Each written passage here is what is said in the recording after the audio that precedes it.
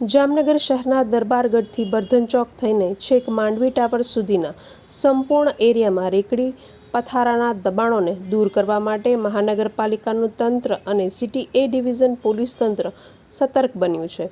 ગઈકાલે બર્ધન ચોક વિસ્તારમાં સિટી એ division police દ્વારા ટ્રાફિક ડ્રાઈવ યોજવામાં આવી હતી, જેમાં કુલ 4,900 રૂપિયાનો દંડ ફટકારાયો હતો। સિટી એ ડિવિઝન પોલીસ તથા જામનગર મહાનગરપાલિકાની ટુકડીની આ કાર્યવાહીથી સંપૂર્ણ એરિયામાં રેકડી પથારાના દબાણોને દૂર કરાયા હતા। જામનગર મહાનગરપાલિકાના કમિશનર ડીએન મોદી તેમજ જામનગર પોલીસ અધિક્ષક પ્રેમસુખ ડેલોના હસ્તે બર્ધન ચોક વિસ્તારમાં પોલીસ ચોકી ખુલ્લી મુકાઈ હતી।